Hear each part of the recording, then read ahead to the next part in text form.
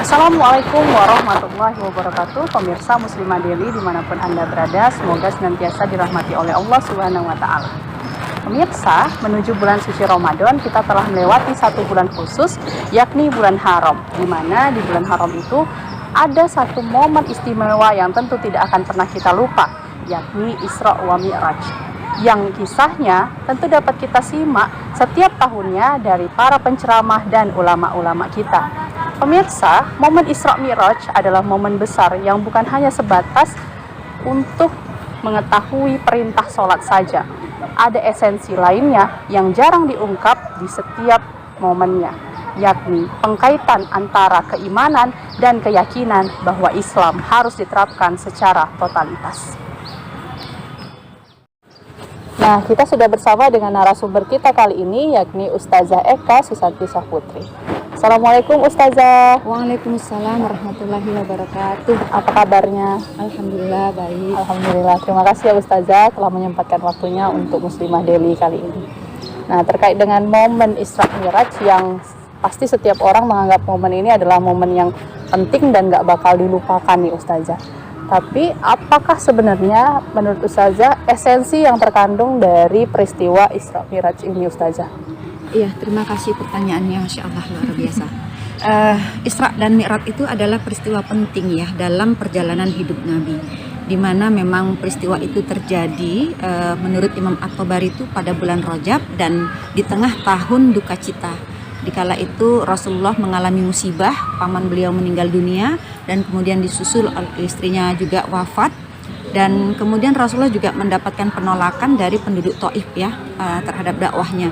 Karena itulah Allah ingin memberikan semangat kepada Rasulullah dalam dakwahnya tadi dengan memperjalankan Rasulullah itu dari Masjidil Haram menuju Masjidil Aqsa dan dari Masjidil Aqsa menuju ke Sidratul Muntaha. Itulah yang disebut dengan Isra Mi'raj. Sebagaimana firman Allah dalam Quran surah Al-Isra ayat 1, Bismillahirrahmanirrahim.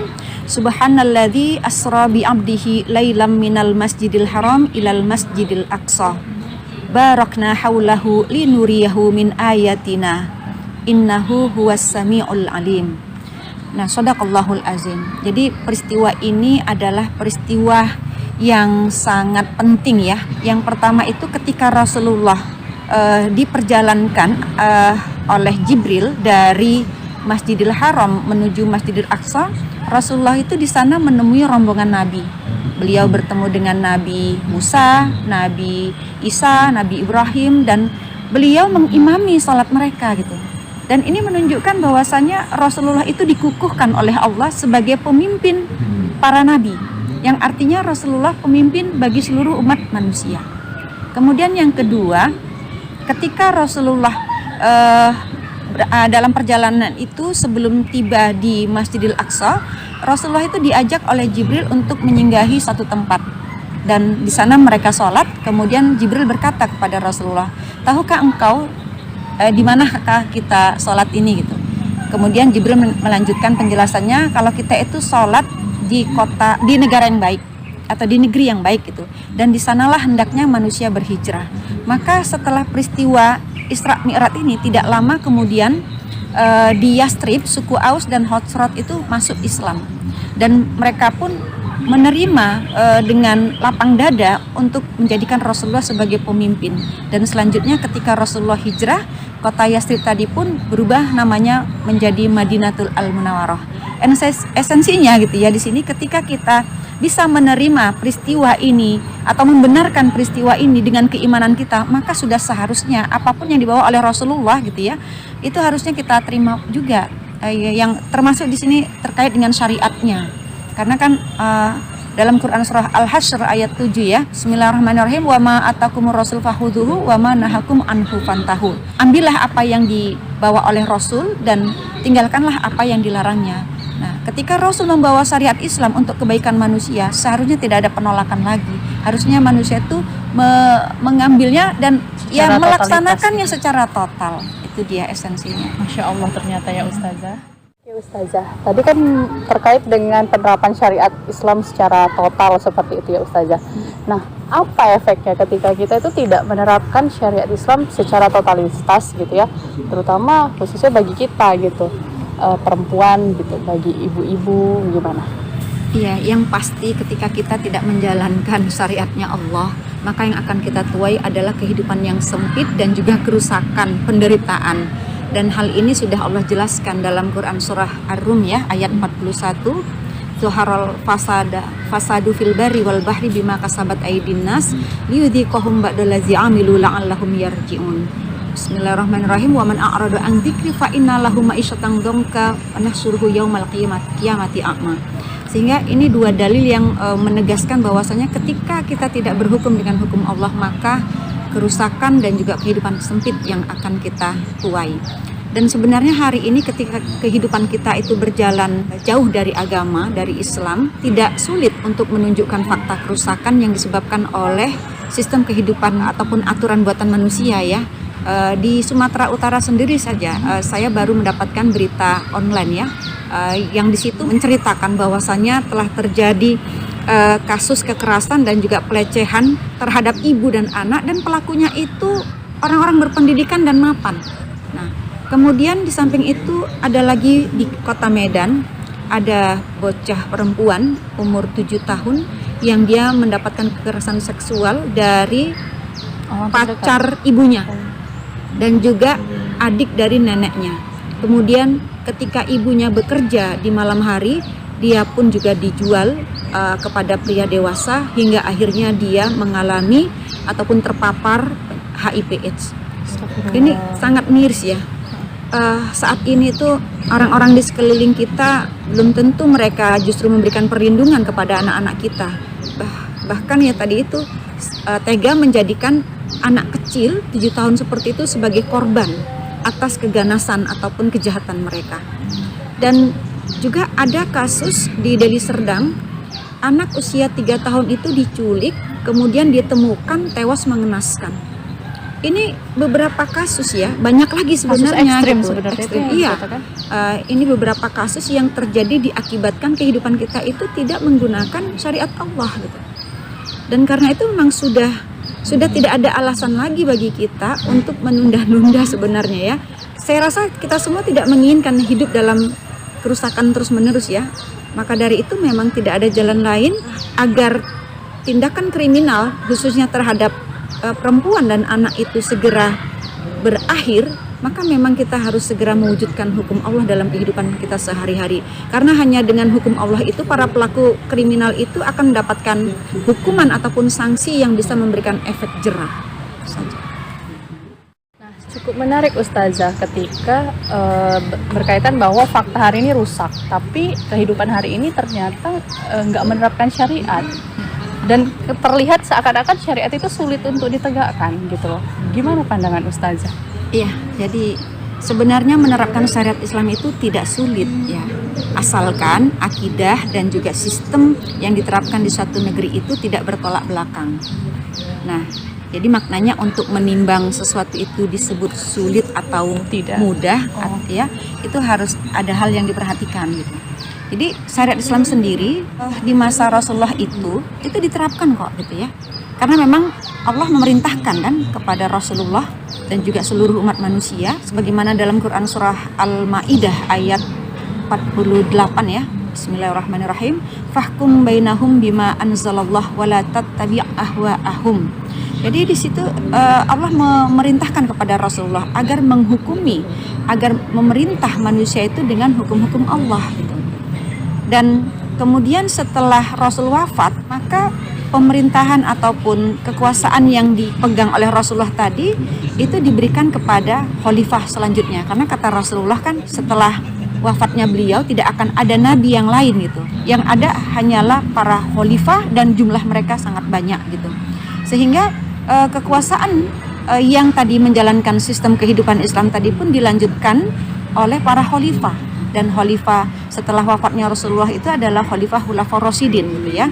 Kemudian selanjutnya ketika Khulafaur Rasyidin wafat, maka dilanjutkanlah oleh para khalifah yang lain dari Bani Umayyah, kemudian dari Bani Abbasiyah, dan dari Bani Turki Utsmani. Nah, sepanjang itu kaum muslimin tidak pernah menerapkan sistem selain sistem Islam. Nah, namun di tahun 1924 sistem kehilafahan Islam diruntuhkan oleh seseorang yang bernama Mustafa Kemal Atatürk. Nah, sejak saat itulah umat Islam tidak lagi menggunakan sistem kehidupan Islam, dan sulit bagi umat Islam itu untuk menjalankan Islam tadi secara utuh. Ustazah, tadi Ustazah cerita bahwa sepeninggalannya Rasulullah ada Khulafaur Rasyidin, itu ada khilafah ya, yang sepanjang masa itu sebagai sistemnya kaum muslimin gitu ya.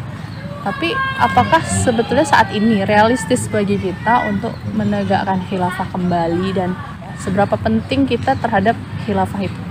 Iya, jadi penegakan khilafah itu sesuatu hal yang realistis ya. Karena memang tanpa khilafah umat Islam itu tidak akan bisa menjalankan perintah Allah secara total. Allah berfirman dalam Quran surah Al-Baqarah ayat 208, Bismillahirrahmanirrahim, Ya ayyuhalladzina amanu udkhulu fis-silmi kafah. Wahai orang-orang yang beriman, masuklah kalian ke dalam Islam secara kafah. Nah, artinya perintah ini mewajibkan kaum muslimin agar kaum muslimin itu melaksanakan syariat Islam itu secara total, tidak sebahagian. Dan karena itu, agar kita bisa menjalankan secara total tadi, kita membutuhkan sesuatu. Dan dalam kaidah syara ya dijelaskan, suatu kewajiban tidak akan sempurna tanpa sesuatu, maka sesuatu itu menjadi hukumnya wajib pula untuk diadakan, kan gitu. Maka keberadaan khilafah ini berarti mewujudkannya adalah sebuah kewajiban. Misalnya ketika ada kasus perzinahan, kita tidak bisa menyelesaikannya gitu. Allah sudah memerintahkannya dalam Quran surah An-Nur ayat 2 bahwasanya ketika ada perzinahan maka mereka harusnya mendapatkan hukuman jilid, yaitu cambukan 100 kali gitu kan, untuk bisa memberikan efek jerah kepada si pelaku dan juga memberikan pelajaran kepada umat yang lain agar tidak melakukan kejahatan yang sama gitu. Tapi saat ini kan itu tidak memungkinkan untuk kita terapkan. Karena itu memang khilafah ini adalah sebuah kebutuhan bagi kaum muslimin khususnya, dan juga umat manusia seluruhnya, karena aturan Islam yang diterapkan di dalam khilafah itu mampu menjaga jiwa manusia, menjaga kehormatan manusia, menjaga akal manusia, menjaga harta manusia, dan juga ketika syariat Islam itu memang bisa menjaga akal manusia, maka syariat Islam itu melarang agar manusia itu tidak boleh mengkonsumsi minuman keras ataupun segala hal yang bisa membahayakan akal manusia dan lain sebagainya. Gitu ya.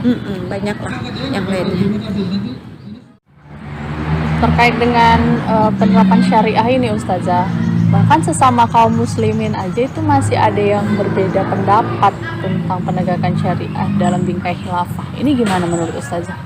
Seharusnya kaum muslimin itu tidak berbeda pendapat ya, harusnya satu pendapat, karena jumhur ulama bersepakat bahwasanya memang mewujudkan seorang imamah itu adalah sebuah kewajiban. Imamah itu sama dengan khalifah gitu. Dan seorang khalifah itu ada dalam sistem kehilafahan gitu ya.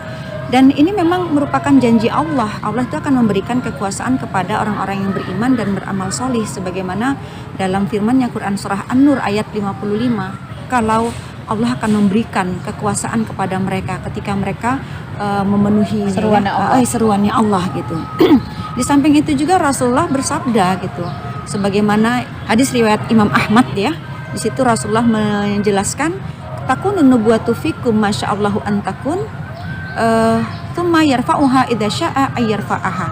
Kemudian nanti akan ada masa kenabian atas izin Allah, dan kemudian masa kenabian itu pun akan diangkat oleh Allah, dan tsumma takunu khilafatun ala minhajin nubuwah fatakunu masyaallahu an takun tsumma yarfa'uha idza syaa ayyarfa'aha.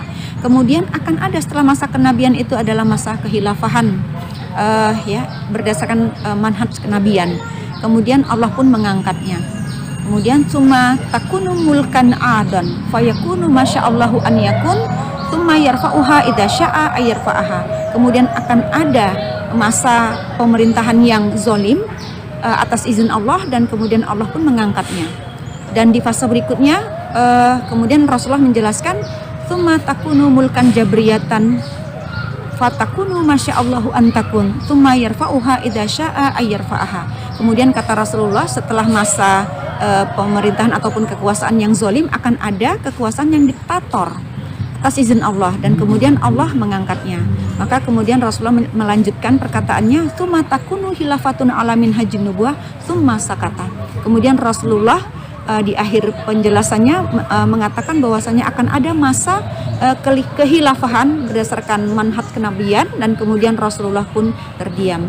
Dan ini perkataan Rasulullah gitu. Rasulullah yang bilang bahwa khilafah. Iya, karena takunu khilafatun ala minhajin nubuwah. Jadi jelas Rasulullah menegaskan bahwasanya akan ada masa kehilafahan berikutnya untuk kaum muslimin kan begitu. Jadi seharusnya kan kabar ini berita gembira ya yang harusnya kita sambut dengan rasa bahagia gitu, karena pada akhirnya umat Islam itu akan bisa menjalankan kembali syariat Allah itu secara total gitu.